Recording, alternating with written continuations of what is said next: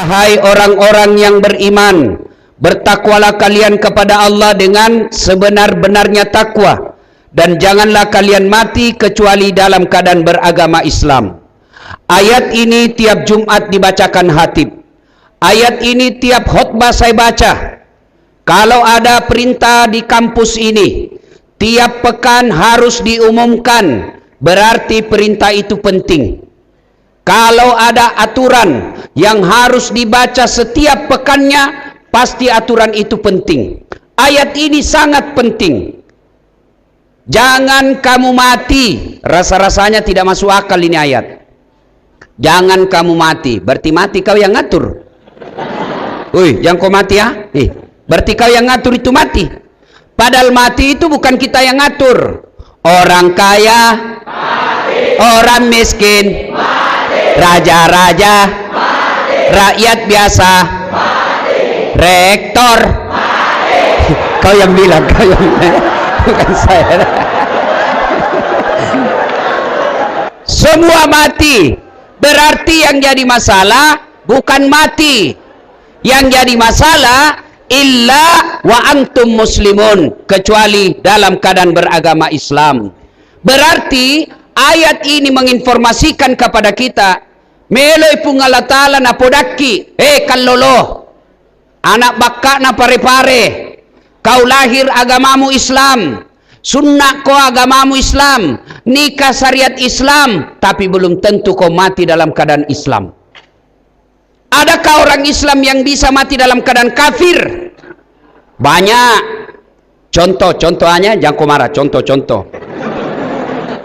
Anak muda ngelem, lempox. Ada juga di sini. Dongo. Jangan campur lem Korea, ndak mau tak buka mulutmu itu. Nah, campur lem tikus, ngelem, mabos tengah, ngambil motornya. Bayangkan kalau mabos tengah naik motor, dia listrik nak kira aspal, pak, mati kaperek kau cilaka. Lagi teler. Siapa lagi? Contohnya, contoh, jangan marah, contoh. Sabung ayam. Ada juga mahasiswa sabung ayam. Oh, aslinya beleng-beleng. Didapat sama polisi, kejar. Woi, jangan judi. Masih lari, kejar sama polisi. Masih lari, kejar. Terpaksa polisi tembak peringatan. Tembak 1 kali ke langit. Masih lari, tembak 2 kali. Masih lari, tembak 3 kali. Masih lari, terpaksa dilumpuhkan. Kakinya ditembak, pak, kepalanya nak kena. Saya tanya temanku yang polisi, bagaimana caranya? Kakinya kau tembak, kenapa kepalanya nak kena? Nah, bilang soalnya waktu ditembak dia jongkok. Ini polisi film India, bukan polisi pare-pare. Weh cowok, weh, yang kau musuh itu polisi. Kau kira ini enak di Indonesia kalau tidak ada polisi? Hah? Motormu dirampok, Piko lapor sama siapa? Hah? Ketua majelis ulama? Pret. Ayo, kemana kau bos? Pasti ke polisi. Rumahmu dirampok, hah? Ibumu dibunuh, bapakmu ditembak, hartamu dijarah, kau lari ke Polres. Tabe pak polisi, cari pelakunya, tegakkan hukum. Apa nak bilang ke Polres? Mohon maaf, baru saja Polres bubar. Makanya jangan kumusuh itu polisi. Pun kalau ada yang minta-minta uang di jalan, biar anak SMP minta juga uang. Ini polisi film India. Mr. PJ 3 jam peling India tuh, habis film baru dia datang. Wa qalaidan, Allah kemudian berfirman, bismillahirrahmanirrahim, ya ayyuhalladzina amanu dukhulu fis silmi kaffatan wa la tattabi'u khutuwatis syaitan innahu lakum adu mubin. Wahai orang-orang yang beriman, masuklah engkau ke dalam Islam secara sempurna, bukan Islam pencitraan, bukan Islam karena pilpres, bukan Islam karena pilcaleg. Jangan kau percaya itu politisi kalau mau pilkada. Kalau mau pilkada, gantung baleho, kepalanya dibawa, baru nak tulis siap jungkir balik untuk rakyat. Pret. Nah, jangan Islam seperti itu. Islamlah secara benar. Wala tattabi'u khutuwatis syaitan, dan janganlah engkau ikuti langkah-langkah setan, karena sesungguhnya setan itu musuh yang nyata bagi kalian. Kalau saya ceramah begini, ada enggak setan di tengah-tengah kita? Ada? Masa ada orang di masjid ini ceramah, bos? Ada? Ada. Setannya berupa handphone. Cewek-cewek yang pegang handphone selama saya ceramah, saya doakan tidak dapat jodoh.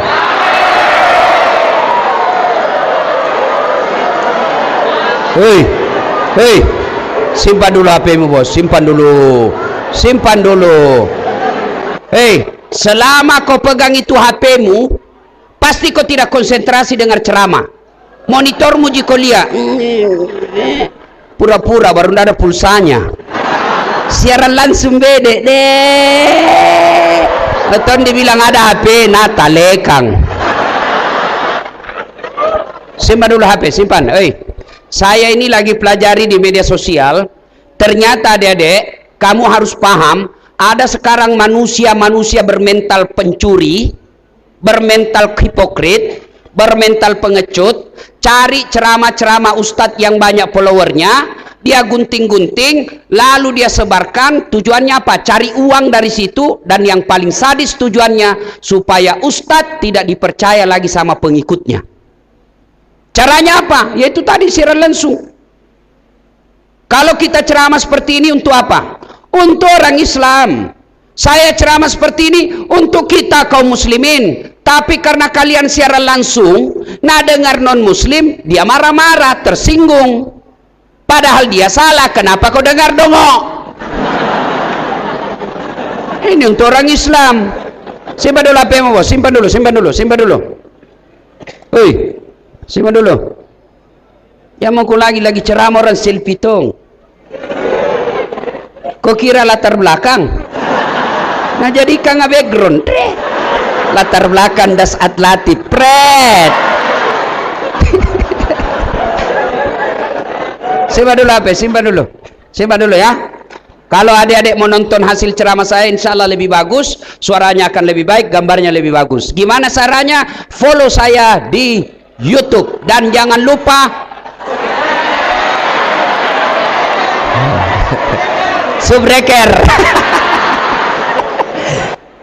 Wa khalaidan, Allah kemudian berfirman, Bismillahirrahmanirrahim, Innallaha wa malaikatahu yusalluna ala nabi ya ayyuhalladzina amanu sallu alaihi wa sallimu taslima. Sesungguhnya Allah dan para malaikatnya bersalawat kepada Rasulullah Muhammad sallallahu alaihi wasallam, maka wahai orang-orang yang beriman, bersalawatlah kalian kepada Rasulullah dengan sebaik-baik salawat. Suatu kali Nabi lagi duduk-duduk dengan malaikat Jibril. Tiba-tiba Nabi melihat ada malaikat 1 juta jari-jarinya. Adik-adik, berapa jari-jarimu, Dek? 10. Cacat kau itu, kada kakimu 20. Ini malaikat 1 juta jari-jarinya. Nabi kagum dan bertanya, Jibril, malaikat apa itu? Banyaknya jari-jarinya. Nabi bilang, Jibril, itu malaikat spesial mencatat air hujan ketika hujan. Ada yang bisa catat air hujan di sini? Mana kau jurusan statistik sampai jatuh semua otakmu ndak bisa kau catat. Kenapa? Kenapa tidak bisa dicatat?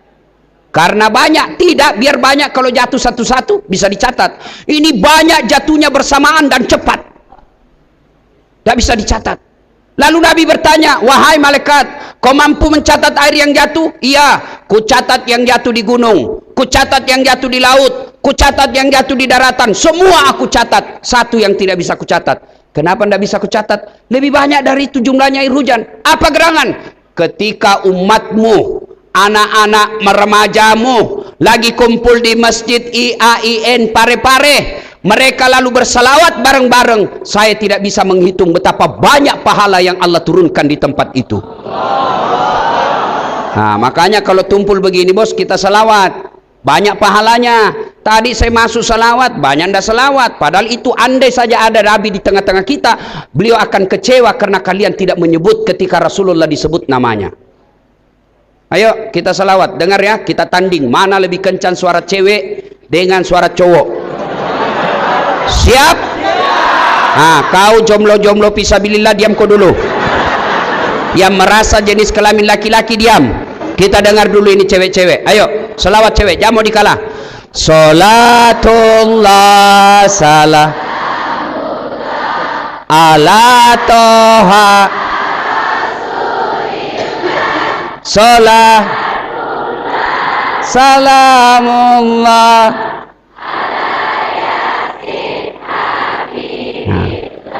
Makasih. Ini bukan keras, ini namanya sahdu. Suara begini yang kasih nafsu laki-laki. Makanya cewek kalau ditelepon kau cowok jangan kau mendayu-dayu.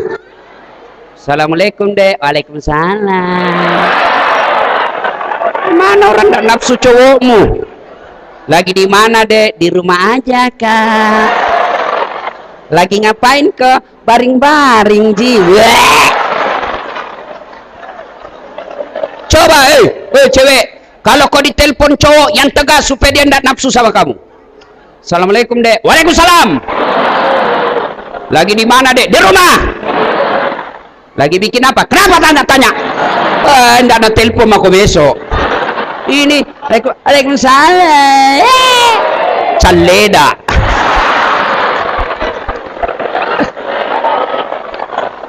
Ayo diam.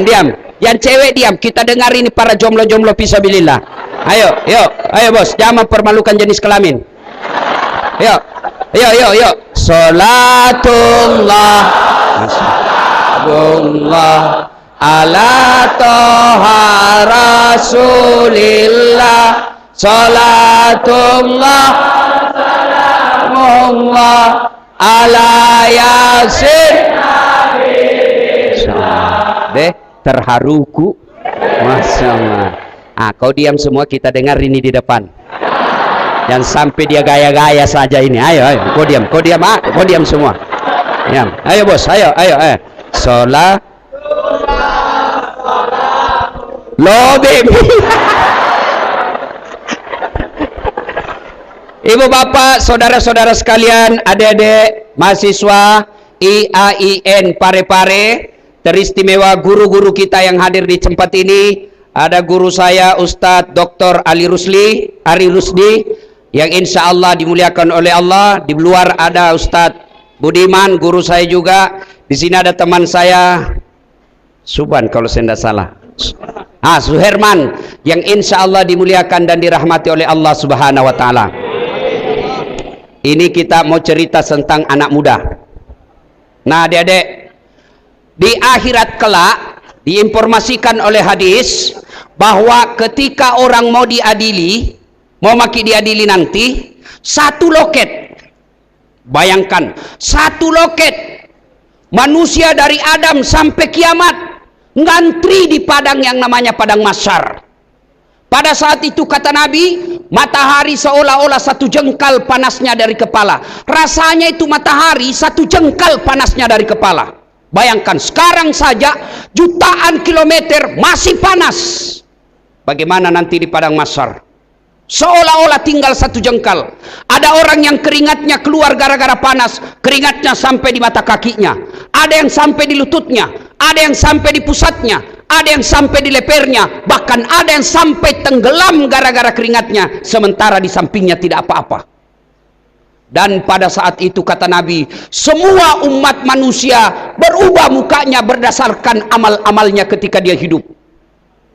Ada yang nanti mukanya seperti tikus. Siapa muka tikus? Mereka yang suka sifat seperti tikus waktu hidup di dunia. Apa sifat tikus? Suka ngambil barangnya orang.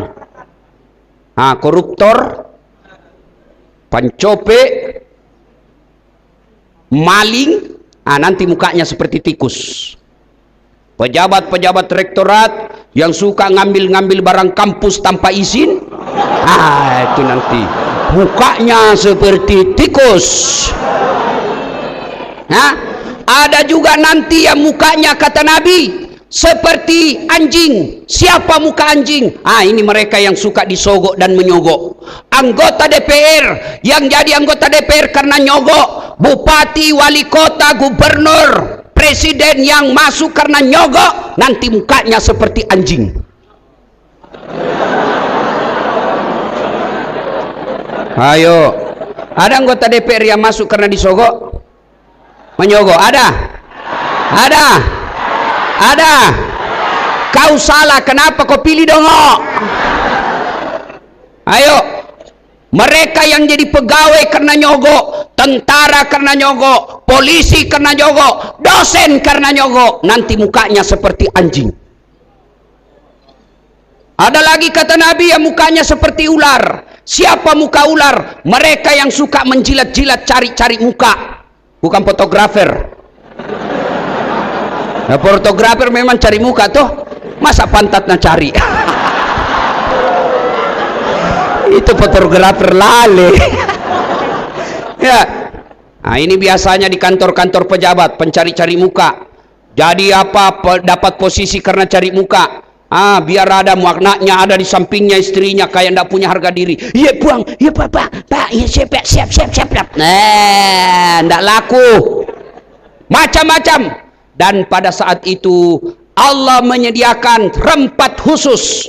Semua orang sudah gelisah dengan dosa-dosanya untuk menunggu kita satu demi satu. Bayangkan adik-adik, berapa triliun manusia dari Adam sampai kiamat ngantri satu loket. Adek bayar listrik masih enak, masuk dalam ruangan. Adek bayar PDAM masih ada dalam ruangan, ber-AC, tempatnya bagus, ada permen untuk menunggu. Kemudian yang menerima duit kita itu cewek cantik, masih menderita kita ngantri. Bagaimana di padang mahsyar kelak?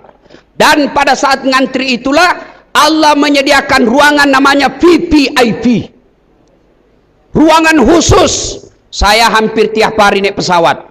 Itu kalau kita di bandara, ada ruang tunggu umum, ada ruang tunggu VVIP. Orang-orang khusus saja di dalam. Mereka dilayani dengan baik, makanannya bagus, pelayanannya prima, santun-santun orang yang ada di dalam. Itu ruangan khusus. Sementara ruang umum menderita. Nah, Allah sediakan VVIP, ruangan khusus.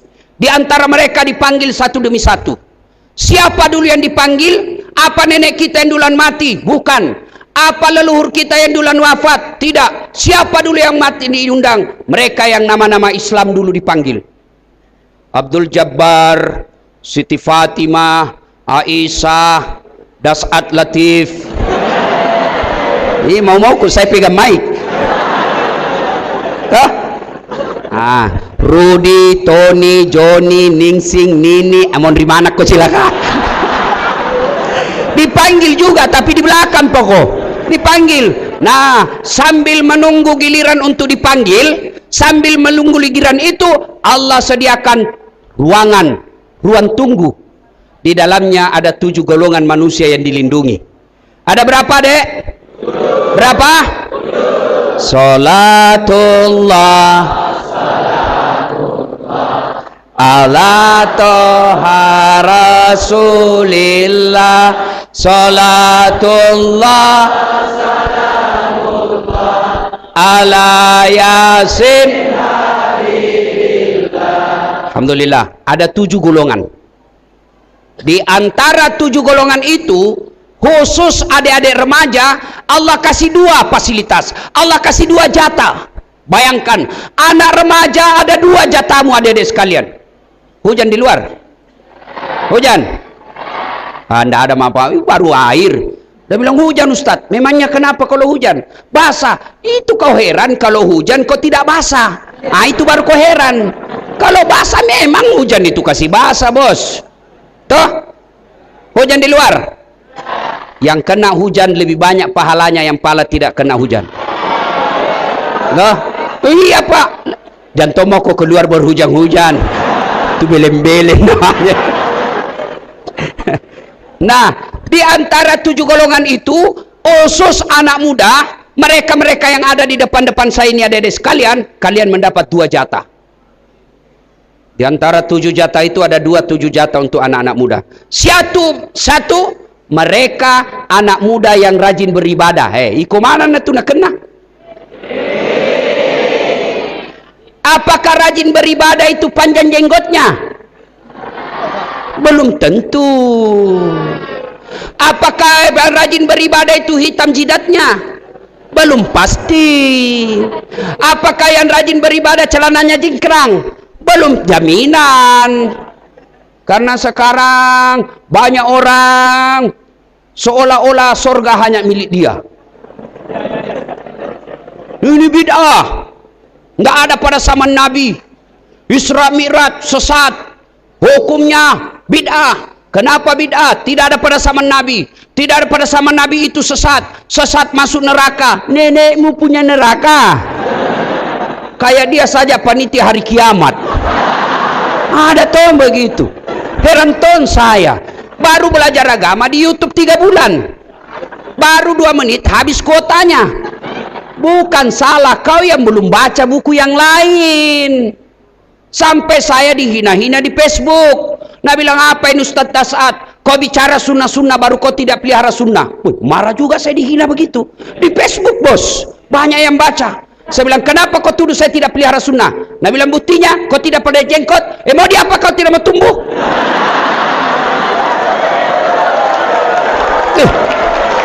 Gara-gara jenggotnya marah-marah sama saya.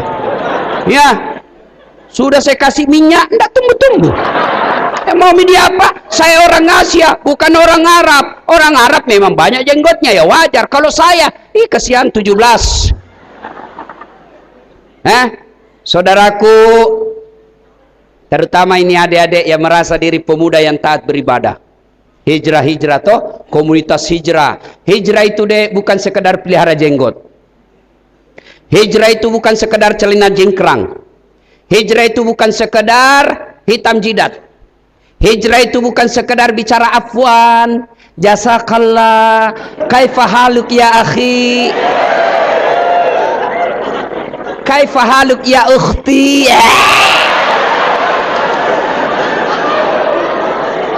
Sekedar itu bos. Ya, anak muda, silakan kau kuat beribadah baik, tapi mari jangan kau suka menyalahkan orang yang berbeda pendapat dengan kalian. Tahu Nabi? Coba dengar Nabi. Hebatnya itu Nabi. Datang anak muda. Ini anak muda kafir. Ya Muhammad, saya mau masuk Islam. Tapi saya tukang judi.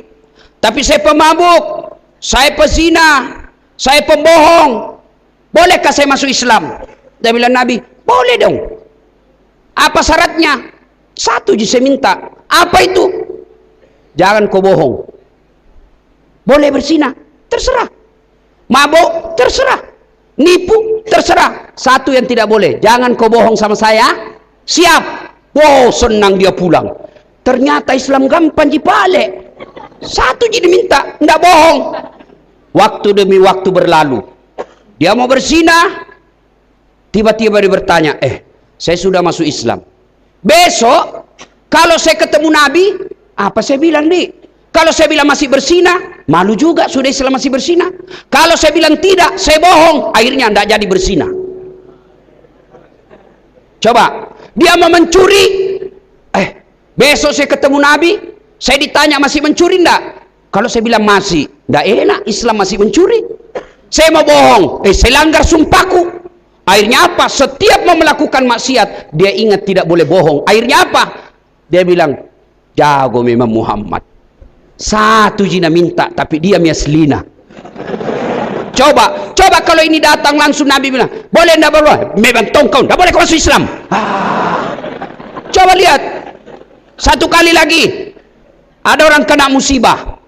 Apa musibahnya? Dia berhubungan suami istri di malam hari. Siang hari, siang. Kan kalau Ramadan, siang tidak boleh. Malam boleh. Tapi suami istri. Kalau kau pacaran, siang malam tidak boleh dong.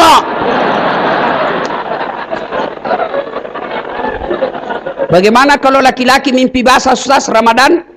Anak muda, kalau mimpi basah kau tidur siang-siang tetap sah, dengan catatan begitu bangun kau langsung mandi, boleh lanjut puasa. Mimpi basah. Kalau kau kreatif sendiri batal.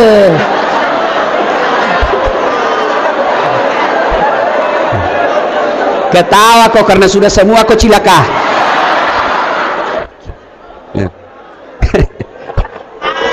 Ayo, deh panasnya di sini di. Sampai jam berapa ini? Sampai jam berapa?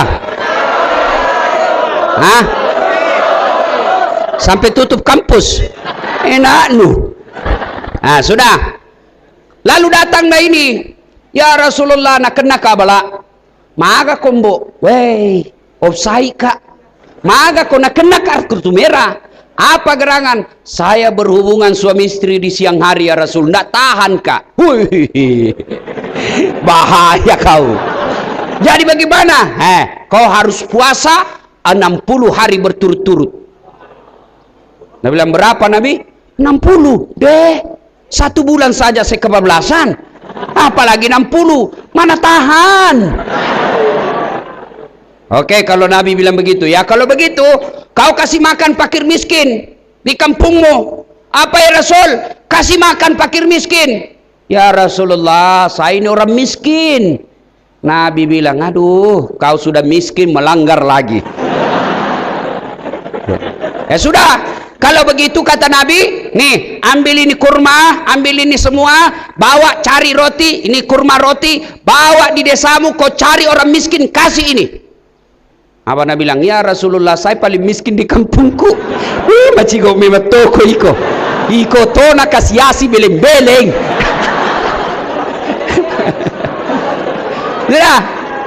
Ya Rasulullah, saya lah paling miskin di kampungku. Nabi lalu bersabda, ya sudah, kau makan itu. Coba bayangkan, begitu hebatnya Rasulullah dalam menerapkan hukum. Coba kalau kita rasa-rasanya semua, rasanya susah ini masuk Islam. Semua bid'ah, Isra Mi'raj bid'ah, Maulid bid'ah, taksiyah bid'ah, jabat tangan selesai sholat bid'ah, doa bersama sholat bid'ah. Apa sebabnya? Tidak ada pada zaman Nabi Ustaz. Kalau tidak ada pada zaman Nabi, tolong kau ceramah jangan pakai mic. Kenapa? Tidak ada mic pada zaman Nabi. Ceramah tidak pakai mic.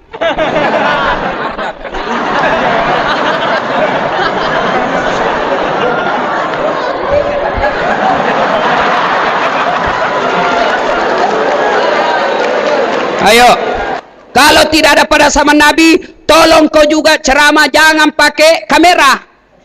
Tidak boleh kau pakai YouTube, jangan kau pakai Instagram, jangan pakai WhatsApp. Kenapa? Tidak ada pada zaman Nabi.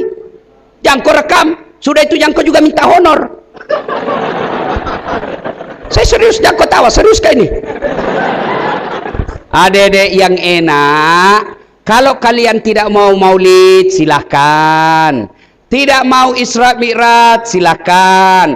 Tidak mau taksiyah silahkan. Tapi jangan kau tuduh saudaramu yang maulid, yang Isra Mi'raj, yang taksiyah orang sesat. Kalau kau bilangi mereka sesat, maka pasti kalian akan bertengkar. Maka bisa jadi lagi kalian dituduh radikal. Padahal kalian cinta kepada agama, cuma kadangkala ya agak koslet-koslet sedikit. Ya. Mau kau maulid silakan, tidak mau maulid silakan, mau Isra Mi'raj silakan, tidak mau Isra Mi'raj silakan, kompak saja. Ya, nah, maka kita menjadi pemuda yang beribadah tanpa menyalahkan orang lain. Coba hebatnya itu Nabi. Coba lihat lagi. Datanglah di Mekah panik. Kenapa? Ada orang tawaf. Apa Nabi bilang? Itu saja Nabi bilang. Ya Rahim, Ya Rahim, Ya Rahim, Ya Rahim. Itu saja. Woi, gampar di Mekah. Ya Rasulullah, adalah aliran sesat. Apa? Ada orang tawaf Rahim-Rahim tidak sebut. Nabi pergi lihat. Betul. Ya Rahim, Ya Rahim, Ya Rahim. Nabi ikut dari belakang. Nabi ikuti dari belakang. Ternyata Nabi juga terpengaruh. Ikut juga Nabi bilang, ya Rahim, ya Rahim. Oh, jengkelin orang di belakang, jengkel. Siapa ini Pak Totoai? Kurang ajar, ikuti saya. Dan dia tidak tahu siapa di belakangnya. Begitu balik, dia banting Muhammad. Pak! Pak Totoai kok, kenapa kau ikuti saya? Saya bilang, saya ini kasihan. Apa? Siapa kamu? Dia bilang, kau yang siapa? Saya Muhammad. Muhammad siapa? Muhammad bin Abdullah. Mati nih. Oh, ini nabiku. Dia bilang, siapa? Dia bilang, ini anak yang dibanting. Ya, yang membanting. Ku lapor kau? Mau kau lapor sama siapa? Muhammad.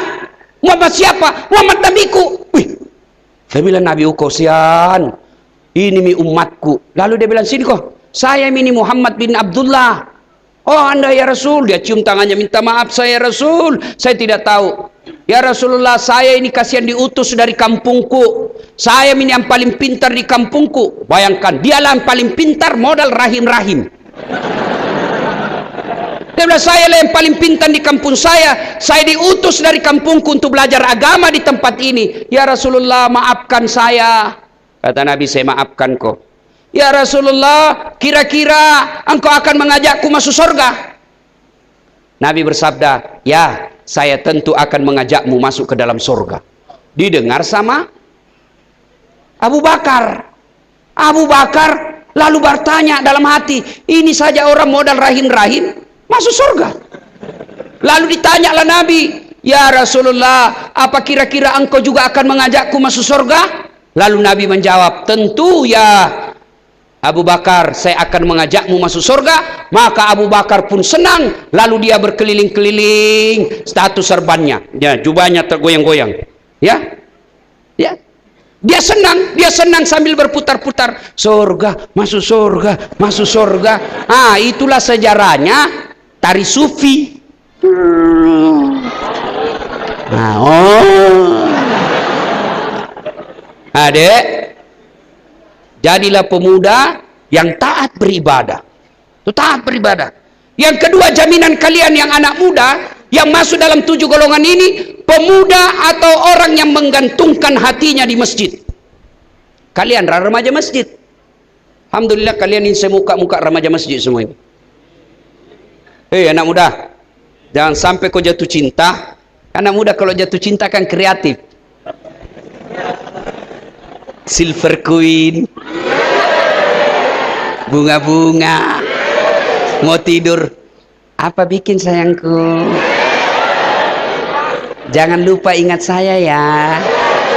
Tentulah bang, pasti ku ingatmu, salam sayang selalu.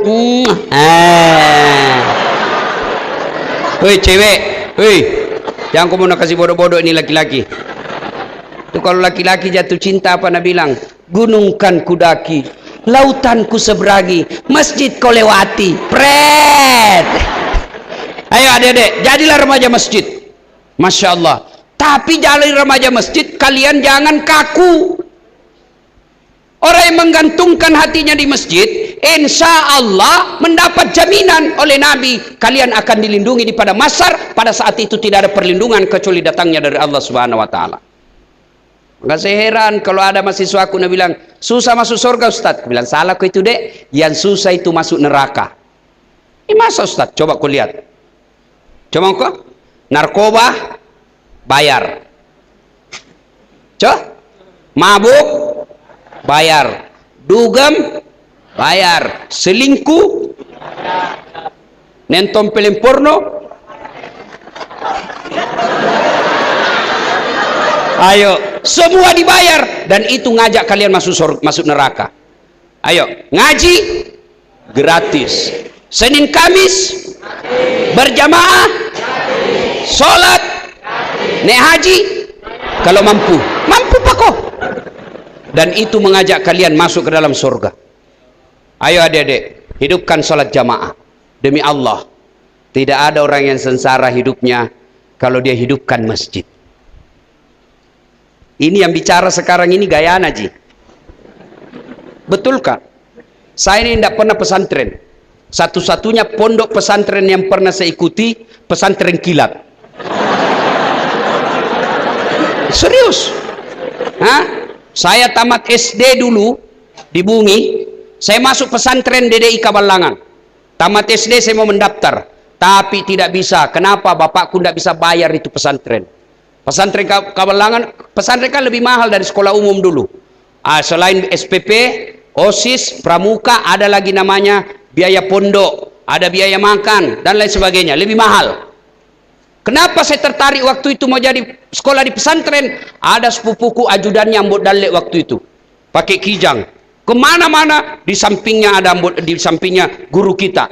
Kalau mak baca-baca orang selalu dia di samping, bagiannya kepala kambing, si kapuro, bingka, kita di belakang onde-onde.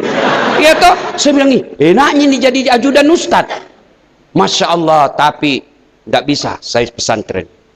Saya sekolah agama, itu juga saya SAG. Itu betul-betul Allah yang takdirkan saya. Bapak saya wajibkan saya sekolah. Karena saya sekolah waktu itu dua, Sospol sama IAIN. Saya bilang bapakku, saya tidak aku itu sarjana sosial, politik, sarjana papa tipu. Karena kalau Nabi bilang Sospol, yang ada di otaknya bapak saya itu Nabi bilang pabale-bale. Maka bapak saya mau haruskan saya sekolah agama. IAIN waktu itu namanya. Daftarlah saya. Waktu itu belum pakai komputer, tapi pakai pensil. Yang saya mau daftar adalah pendidikan agama, tapi yang saya lingkari peradilan agama. Oh, jauh bedanya.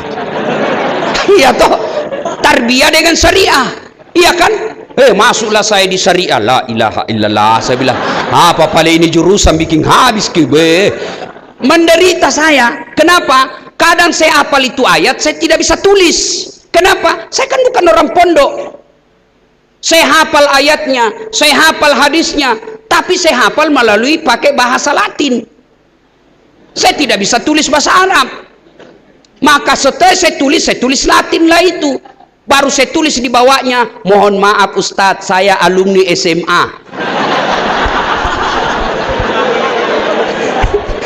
Almarhum Basuk Midong itu guru dosen saya waktu itu, dia tulis di bawahnya, saya tidak mau peduli, belajar kok. Masya Allah. Selesai juga saya di IAIN Syariah dengan IP 2,1. Oh, bangga juga saya. SAG. Bagus. Belajar adek-adek ya. Nah, untuk yang ketiga adek-adek sekalian, apa yang hancurkan kita anak muda? Apa yang hancurkan kita? Satu, pergaulan bebas. Pergaulan itu mulai dari apa dilarang? Oh tidak, silakan kalian bergaul. Kalau kalian tidak bergaul, nanti kalian akan ketinggalan. Tapi hati-hati milih teman. Hati-hati milih sahabat. Banyak orang bagus dari kampung, baik dari daerahnya, sampai Pare-Pare, cara salah memilih teman, akhirnya dia jahat. Oh, dari kampung soleh soleha, dapat temannya Pak Bote. Maka hati-hati milih teman. Ini penting. Maka wasiat kita, leluhur kita bilang begini, kalau kau bersahabat dengan penjual parfum, kalau kau tidak dapat parfumnya, paling tidak kau akan dapat wanginya. Kalau kau bersahabat dengan pandai besi, kalau kau tidak kena apinya, kau dapat hawa panasnya. Maka hati-hati milih teman. Kalau kau salah memilih teman, temanmu itu akan menjerumuskan kalian. Makanya saya dulu waktu SMA, Nabi bilang ke orang, ndak gaulnya ini kampungan. Saya bilang, biar nih, daripada kau ndak ada kampungmu. Ayo adik-adik sekalian. Nah, pergaulan yang merusak itu satu, mulai dari rokok. Maaf Dek, maaf Kak, jangan kau marah Dek, yang perokok. Dek, siapa kasih kau pembeli rokok? Siapa? Bapakmu toh. Masa tega kau bos bakar-bakar itu uangnya bapakmu? Coba, bapakmu di kampung jadi petani. Mamakmu kasihan dia dagang ke pasar. Bapakmu kasihan dia pikul itu hasil sawahnya naik ke pematang. Dia pikul berkilo-kilo. Dia berjemur siang hari supaya kalian bisa kuliah. Nah, kirimkan kau uang, tapi kau pakai uangnya bakar. Bagaimana ilmumu mau berkah? Kalau kau sendirian cari uang masih masuk akal. Tapi kalau uangnya mamamu, belanjanya dikurangi, makannya adekmu dia jatah, lalu dia kirimkan kau, lalu kau bakar itu uangnya ibumu, pantas hidupmu tidak berkah. Berhenti kau merokok. Bagaimana hidupmu mau bagus? Jangan kau marah deh, jangan kau marah. Kalau marah kau keroyok kayak ini hampir. Ayah. Nah, bilang, Ustaz, tidak bisa jalan otakku kalau tidak merokok. Bohong kau, bos. Buktinya Ramadan jalan di otakmu. Iya toh? Ya, saya orang merokok, saya jengkel kalau berada di samping saya. Kalau kau merokok, kau tahu mau nikmati asapnya, jangan kau kasih ki.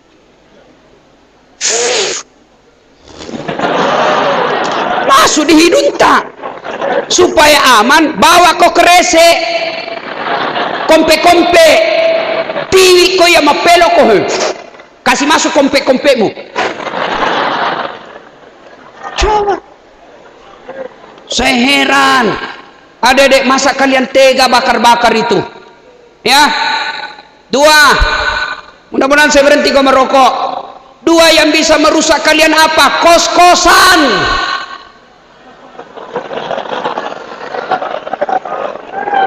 Kalian ke ngekos salah tidak, tapi ketika kalian tidak memilih tempat kos yang aman, maka kos itu yang bisa merusak kalian.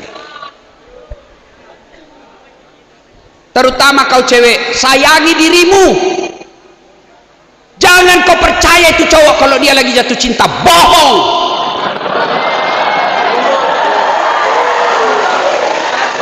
Hei, bayangkan itu ibumu dek, di kandungan kau 9 bulan, nah lahirkan kau pilihannya antara hidup dan mati, nah jualkan kau sawah warisan dari nenekmu supaya kau bisa kuliah baik-baik, lalu nak kasih bodoh-bodoh kau cowok, bodoh kamu itu. Gara-gara ini cowok yang kau lihat gagai kak, makan kau itu gaganya. Kos-kosan yang banyak merusak anak-anak mahasiswa. Kalau kalian mau berkah hidupmu, kalau tidak tahan maka tidak didampingi cowok, nikah kau baik-baik. Jangan kau bilang tidak ada kerjaku, kerjamu tidak ada tapi Tuhanmu maha kaya. Jadi kalau cewek ada suka kau cowok, bilang bang, kalau kau betul salah yang sama saya, lamar saya. Itu baru perempuan yang bagus. Yang kau dipacari sudah 3 tahun tidak dilamar-lamar, dongo. Motor saja dicicil 1 tahun lunas mi. Kau 3 tahun mah kau dipacari tidak dinikah-nikahi. Malam minggu modal 10.000, roti 1, teh botol 1, auton 1 bungkus, nah bawa kau pergi di pinggir pantai, pret.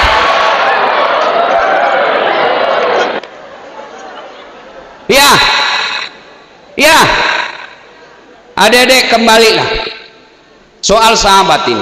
Kalian milih tempat kosmu yang baik-baik. Kalian pilih sekamar yang baik-baik. Yang bergaul yang baik-baik. Kalau orang baik kau temani, insya Allah dia akan dorong kamu kepada kebaikan. Coba kalau kita berteman sama remaja masjid, pengurus lembaga, masuk waktu, paling bilang, bos, maghrib ini, terus sapa masigi, iya toh, pasti diajak kau berjamaah. Tapi kalau nak gaul, pi masjid, ada deh, sang Messi, tinggalkan aku itu. Coba lihat, ada deh, saya anjurkan kepada kalian, kalau kalian mau memilih sahabat yang baik, baca kisahnya Salman Al Farisi. Ini pemuda hebat ini, Salman Al Farisi, yang disayang oleh Nabi. Hebat ide-idenya. Saya ceritakan kalian soal Salman Al Farisi. Beliau bersahabat dengan Abu Dahda. Kenapa ibu? Kenapa? Salatullah mullah keras, ayo. Sulillah salatullah ala yasin. Nah, Salman Al-Farisi sudah ketika itu dia bersahabat dengan seorang pendeta.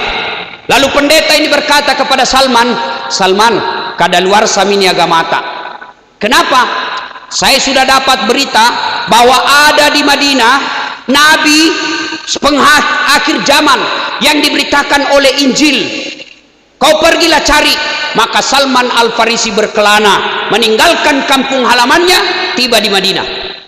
Dia bilang pendetanya, ada 3 ciri-ciri nabi akhir zaman itu. 1, dia makan hadiah tapi dia tidak makan sedekah. Yang ketiga, ada tanda-tanda kelakiran di belakangnya. Berangkat Salman Al-Farisi sampai di Madinah. Dia bilang, oh ada di situ Muhammad. Dia bilang, tabe, kalau bahasa kita, tabe kate, maga kindi. Nah, Muhammad, ini ada kurma saya bawakan ki, silakan kita makan.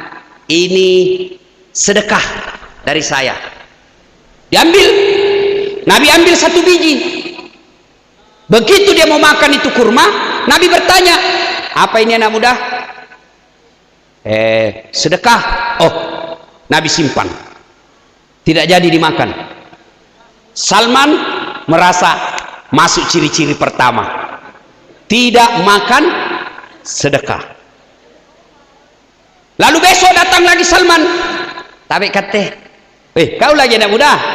Iya, ini ada saya bawakan ki hadiah, silakan dicicipi. Apa? Hadiah, silakan dicicipi. Nabi mencicipinya. Salman bilang, ini orangnya, tidak makan sedekah tapi makan hadiah. Sudah. Bingung kau toh? Ada yang tahu apa perbedaan hadiah dengan sedekah? Ayo saya kasih kau hadiah. Siapa yang tahu apa itu sedekah?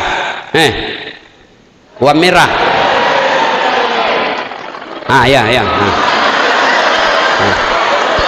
Ya, tapi sebelum kau jawab ada passwordnya. Siapa namanya neneknya Dasat Latif? Nabi Adam alaihissalam. Maca kombo. Tetap kau. Anak muda, ini anak muda yang cerdas. Kalau kau ditanya langsung, jangan kau bilang tidak tahu. Kau tanya, jawab saja. Soal salah atau tidak urusan belakang. Tebak-tebak untung. Sebut kami bilang, ya. Apa perbedaan hadiah dan sedekah? Kalau sedekah untuk orang-orang miskin, sedangkan hadiah untuk orang-orang yang berprestasi. Ya, ada tuh benarnya hadiahmu. Ya. Oke bos. Ya. Foto dulu foto. Sudah. Begini saja. Tidak usah dijelaskan secara akademik, ya. Berat, ini bukan ruang kelas. Begini saja supaya gampang kau paham. Operasionalnya saja saya kasih. Apa beda hadiah dengan sedekah? Dengar. Kalau saya memberikan sesuatu kepada Haji Yusuf Kalla, maka itulah yang disebut hadiah. Ya. Tapi kalau Yusuf Kalla memberikan sesuatu kepada saya, sedekah. Jelas? Sudah. Salman Al-Farisi bilang, wah ini cocok nih. Dia makan hadiah, tidak makan sedekah. Yang ketiga, apa ciri-cirinya? Ada bawang putih. Nabi tahu ini anak muda, dia selidiki saya. Maka dengan segannya Nabi kelihatan di belakangnya ada tanda barang hitam. Orang Bugis bilang baba. Apa bahasa Indonesianya kalau baba? Tompel. Kalau tompel di pipi apa? Tanda lahir. Telinga bengkok, tanda lahir juga. Apa bahasa Indonesianya baba? Ya baba. Nah, akhirnya yakin, ya Muhammad, saya Salman Al-Farisi mulai saat ini menyatakan diri masuk dalam Islam. Lalu dipanggil Abu Dahdah. Abu Dahdah, sini kau. Abu Dahda ini orang kayanya Madinah, masih muda juga, kira-kira ketua HIPMI lah kalau kita sekarang. Abu Dahda, saya persaudarakan engkau dengan Salman Al-Farisi karena Allah. Apa yang jadi masalahnya Salman, kau wajib membantunya. Masalahnya Salman, masalahmu. Ringkas kisah, Salman Al-Farisi jatuh cinta sama cewek Madinah. Dia mau pergi melamar. Tapi Salman Al-Farisi tidak pede. Nah bilang apa? Saya pendatang. Cewek yang saya mau lamar penduduk lokal. Maka dia panggil Abu Dahda. Abu Dahda, temani kak pi melamar bos. Bisa? Tenang, saya temani kok. Melamar di lagi. Oke, sampai. Assalamualaikum warahmatullahi wabarakatuh. Ya sahibul. Waalaikumsalam warahmatullahi wabarakatuh. Keluar bapak. Jadilah bicara Abu Dahda. Kalau kita, Pak Haji, ini ada temanku namanya Salman Al-Farisi. Saya dipersaudarakan oleh Rasulullah atas nama Islam. Dia saudara saya. Nih, nasuka anak gadis tak? Bagaimana menurut ini? Dia datang mau lamar. Disuruh saya jadi wakilnya. Dia bilang bapaknya ini cewek. Tunggu mi dulu. Saya tanya dulu anakku. Apa dia suka atau tidak? Masuklah orang tua. Anak, sini kau dulu nak. Magi embo. Celek kau cedek. Itu cowok dua. Kau kenal? Nah bilang saya kenal kalau itu yang satu Abu Dahda. Kalau itu yang satu saya tidak kenal. Begini. Itu temannya Abu Dahda. Dia datang lamar kamu nak. Nah suka kau. Bagaimana menurutmu? Lalu ini cewek berkata, Pak, kalau ini Abu Dahda yang lamar kak, saya terima. Tapi kalau ini Salman, saya tidak mau. Keluar bapaknya. Nah, saya sudah bicara sama anak gadisku. Kesimpulannya, kalau kau yang lamar Abu Dahda, nah terima. Tapi kalau ini yang lamar, tidak mau nih. Kira-kira kalau kau ini bos, apa kau bilang kalau kau Salman Al-Farisi? Kalau saya langsung kinjak kakinya, pacilah kalakai kau. Coba ku tahu begini saya tidak bawa kau. Tapi dengarkan jawaban Salman Al-Farisi. Abu Dahda, ini jodohmu. Lamar nih. Semua perbekalan yang saya bawa, pakai, gunakan untuk menikahi anak gadis ini. Jodohmu ini. Begitulah kalian bersaudara. Jangan kau baku laci. Tapi dek, jangan mau goya pacar-pacaran. Sudahlah. Inilah Salman Al-Farisi. Beliau juga cerdas. Bukti kecerdasan Salman Al-Farisi, kalian pernah dengar kisahnya ketika perang Khandaq, perang Farid. Datang Salman Al-Farisi, orang kafir mau menyerang Madinah, mau disambut dari luar Madinah, mau perang dalam Madinah, susah. Lalu Salman Al-Farisi punya usul. Ya Rasulullah, bagaimana kalau kita buat parit? Kita lindungi benteng kota Madinah, buat parit. Nabi menyetujui. Itulah idenya Salman Al-Farisi. Artinya, kalian pemuda-pemuda Indonesia, khususnya mahasiswa UIAIN Parepare, kalian harus cerdas. Kalau kau bodoh, maka kau jadi sarjana beleng-beleng. Belajar. Ayat pertama turun bukan perintah puasa. Ayat pertama turun bukan perintah sholat. Ayat pertama turun apa? Baca, ikra. Baca ilmu ekonomi, baca ilmu fisika, baca ilmu antropologi, baca ilmu budaya, baca ilmu antariksa, baca ilmu komputer, baca ilmu informasi dengan catatan bismi rabbikal ladzi khalaq, atas nama Tuhan. Kalau kalian belajar tanpa iman, maka kalian akan menjadi ilmuwan yang akan menyesatkan sesamamu manusia. Maka belajar. Adik-adik, Ali bin Abi Thalib pernah disodorkan. Ya Ali, kalau kau disodorkan antara harta dengan ilmu, pilih mana? Adik-adik, saya tanya Ki, kalau saya kasih kau iPhone 11 Pro dengan kitab Durratun Nasihin, pilih mana? Kitab pencitraan. Pilih Ali bin Abi Thalib. Ali, kau disodorkan harta ilmu, pilih mana? Ali dengan mantap dia bilang, saya pilih ilmu. Kenapa? Ada 3 kelebihan ilmu dibanding harta. 1, harta kamu yang jaga. Ilmu, dia yang jaga kamu. Contoh, ada uang 5 juta, kasih masuk bele-bele, kaleng-kaleng. Sudah itu kaleng-kaleng kau gembok. Sudah gembok, kasih masuk lemari, gembok lagi lemarimu. Berapa mi gembok nah? 2. Keluar kamar, gembok lagi. Berapa mi gembok nah? 3. Keluar rumah, gembok lagi. 4. Keluar pagar, gembok lagi. Berapa gemboknya? 5. Sampai kampus hilang kuncinya. Setengah mati kau jaga toh. Sementara ilmu, dia yang jaga kamu. Mana buktinya?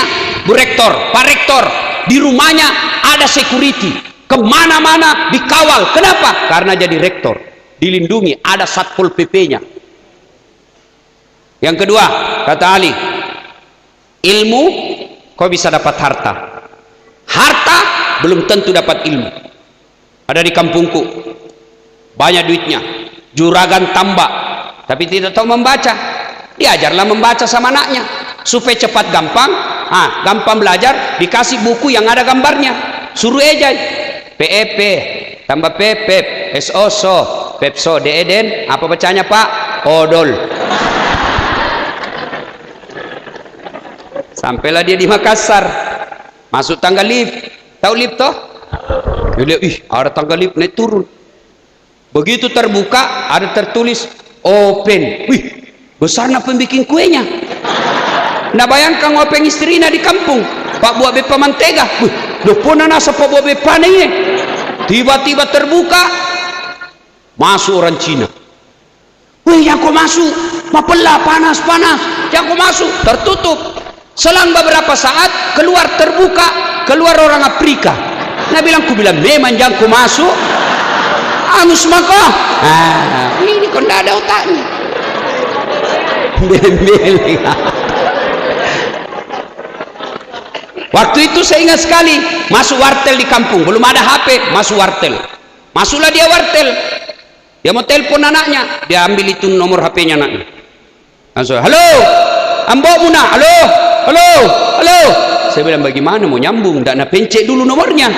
Saya bilang haji pencet dulu, Pak Guru kana, wajar nih. Sudah itu berteriak nih, salah lagi. Yang di telinga nak simpan di mulutnya, yang di mulut nak simpan di telinganya. Halo.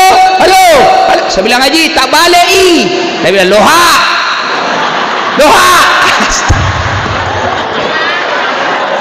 Makanya dedek, yuk belajar ya. Sebaliknya dengan ilmu kau bisa dapat harta. Saya ulang, dengan ilmu kau bisa dapat harta. Mana contohnya? Bos, kemana-mana keliling Pak. Nah, kalau tidak bisa disambung, dijemput pakai helikopter.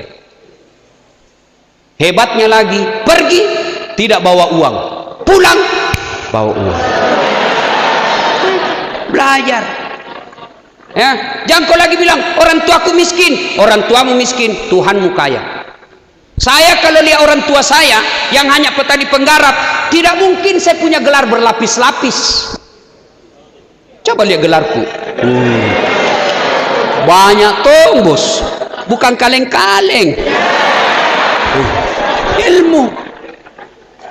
Nah bilang bapakku, masih sekolah kok, ambemu kasiasi, pungal ta'alamu sugi. Bapakmu miskin, Tuhanmu kaya. Jangan kau pernah sangka buruk soal rezeki, itu urusan Allah. Jangan kau campuri soal rezeki, jodoh, rezeki, ajal. Jangan kau sok pintar kau mau campuri itu urusan Allah. Ajal kita percaya bahwa itu Allah yang ngatur. Jodoh kalau bukan jodohmu, tidak bakal kau ketemu. 3 tahun kau pacaran, tidak jodoh-jodoh, putus, ketemu pacar baru 1 malam ditangkap sama Salpo PP. Langsung dikasih nikah.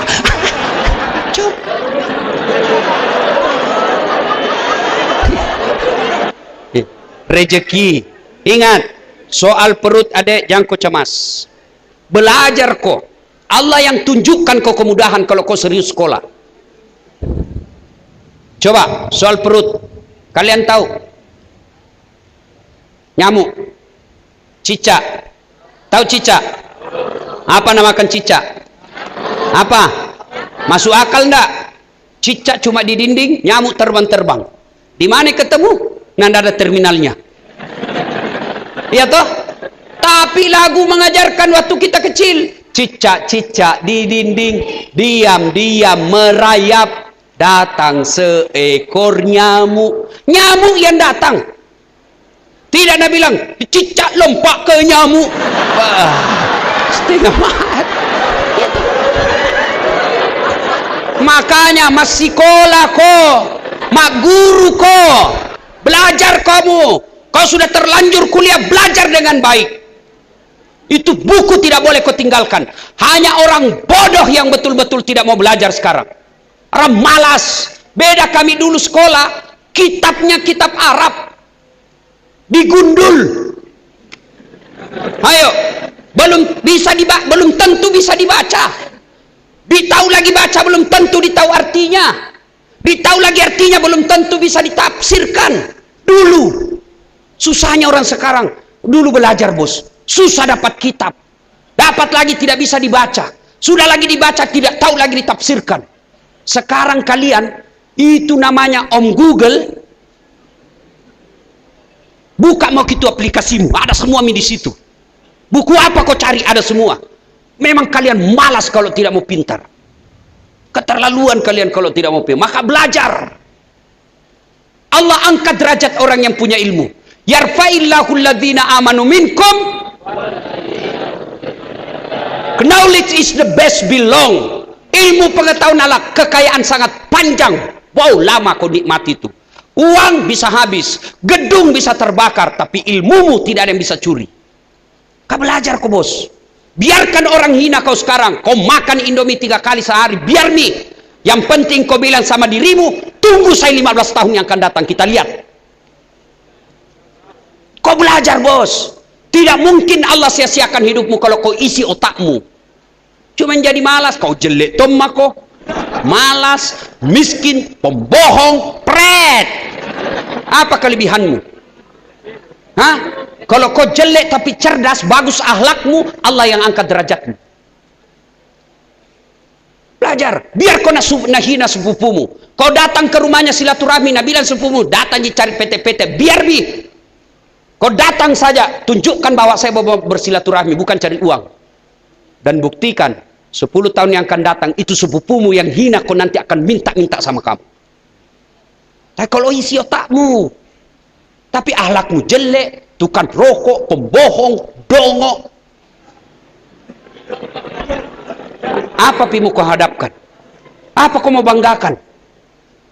Ya, sekolah, isi otakmu deh, belajar kau. Sekarang orang betul-betul malas yang tidak mau belajar. Enaknya sekarang belajar. Ada grup WhatsApp. Jangan sanging barang tidak bagus itu kau kirim di WhatsAppmu. Kirim kau ilmu-ilmu yang bermanfaat.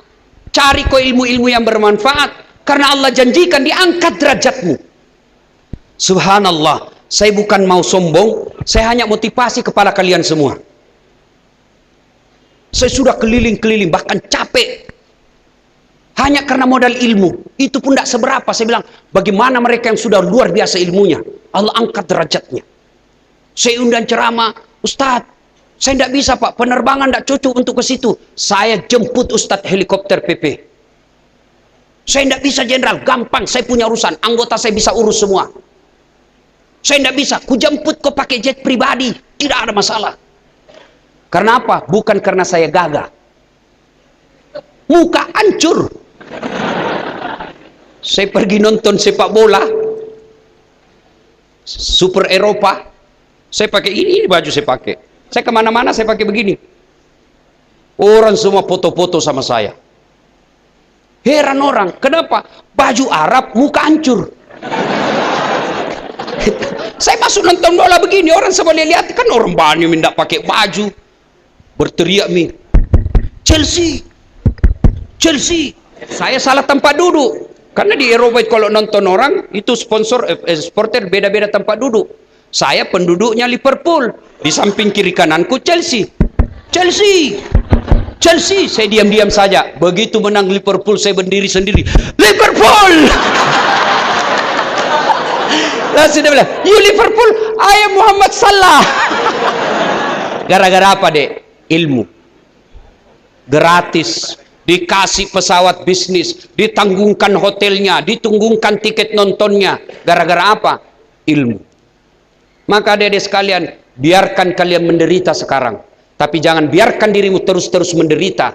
Caranya belajar kok. Buat ibu bapakmu bangga. Titipan terakhir, biar kau cerdas. Tapi kalau kau tidak sholat, tidak ada gunanya semua itu. Biar kau cerdas, kau kuasai semua ilmu, tapi kalau tidak sholat, kosong di hadapan Allah. Biar kau hebat diskusi, tapi kalau tidak sholat, kau sesungguhnya tukang tipu. Sholat kau dek. Allah 5 kali minimal na panggil. Kau sekolah mau mencari kemenangan toh? Iya. Mau toh? Allah panggil, hayya 'alal falah. Sini kau dah saat, saya kasih kau kemenangan. Dalam apa? Sholat. Maka kalau kalian mau menang, perbaiki sholat. Kecil buat Allah kasih ke itu yang kau mau. Kecil. Nagati mimpuangnya. Tapi kalau kau tidak sholat, dah dia sia-sia semua ilmumu. Adik-adik nih, yang cewek-cewek, kau cari jodoh, lihat cowok yang baik sholatnya. Kalau dia tidak sholat, jangan kau percaya, Tuhannya saja dia tipu. Apalagi kalau kau, bagaimana caranya Ustaz? Gampang. Jalan-jalan, tiba-tiba masuk waktu azan, tidak peduli. Laki-laki tidak baik itu. Tapi begitu azan, digelisah. Cari ke dulu masjid dek. Asar ini. Harapan nah tuh. Nah, ibu bapak saudara-saudara sekalian, ingin rasanya berlama-lama, tapi waktu jualah yang membatasi kita. Insya Allah lain waktu dan kesempatan. Woi, belum ya, belum. Saya berterima kasih kepada panitia. Luar biasa ini panitia. Ada yang sempat sampai ke rumah saya tengah malam naik motor. Saya pulang ceramah, siapa ini anak muda? Kukira perjamret. Dia bilang, saya Ustaz, dari tadi saya tunggu tengah malam nih. Jadi kau mau pulang lagi nih dek. Mau pulang lagi pare-pare hanya ketemu Ustaz. Jangan kau pulang, bermalam aku saja di rumah. Apa dek? Mau pengajian. Tapi saya susah sekali ngatur waktu. Tapi insya Allah saya datang, saya janji. Barulah 3 hari yang lalu kalau saya tidak salah. Oke, kita ceramah 31. Karena sesibuk-sibuk saya dek, tiap bulan saya pasti pulang kampung. Karena orang tua saya masih di kampung. Saya bilang tanggal 31 saya pulang kampung, siapkan acara. Dengan sekejap saja, luar biasa. Bagaimana kalau disiapkan ini 1 bulan? Ini 4 hari sudah membeludak di sini. Masya Allah. Nah. Tapi adik-adik, ini sudah kebanggaan kita datang. Tapi semua tidak ada gunanya ini kalau pulang kau tidak amalkan itu yang kita dengar. Ya, amalkan. Kalau masih mau dengar ceramah saya, gampang. Gimana caranya Ustaz? Nonton saya Tablik Akbar Damai Indonesiaku TV One. Setiap hari Sabtu pukul 14.30 sampai selesai. Cuma agak lama, biasa 1 minggu menunggu. Nah, yang paling gampang, ambil HP-mu, buka aplikasi YouTube, tulis nama saya Dasat Latif. Keluarlah ceramahku yang ratusan. Sampai 1000 lebih. Sudah itu, jangan lupa kasih tanda like. Jangan kau kasih begini. Kalau kau kasih begini, cari kau malaikat pencabut nyawa. Masa ceramah kau kasih begini, bos? Nggak enaknya. Kalau nggak suka kau jangan kau nonton, jangan kau kasih begini. Dah. Cuma cepat habis kotamu itu, 1 jam habis kota. Maka saya sediakan yang tidak menguras kota. Namanya Cersi, ceramah singkat, 1 menit saja. Gimana caranya Ustaz? Follow saya di Instagram. Dasat Latif 1212. Dasat Latif 1212. Sudah ku follow Ustaz, sudah ku tidak mau tak putar ceramahmu, kulang enggak mau. Hakul yakin tidak ada kuotamu. Ku beli pulsa dulu ya. Terima kasih adik-adik sekalian, mohon maaf jika ada kata yang tidak berkenan. Saya bangga sekali bisa datang di tempat ini. Kalau kalian menularkan ilmu-ilmu ini kepada saudara-saudaramu, maka insya Allah bermanfaat kita punya kajian. Terima kasih. Sebelum saya akhiri, saya ingin berpantun. Ya. Untuk apa berbaju batik? Kalaulah tidak berkain kebaya. Untuk apa berwajah cantik? Kalaulah hanya membawa bahaya. Yang kedua, burung kenari di atas batu. Terima kasih dan thank you. Assalamualaikum warahmatullahi wabarakatuh.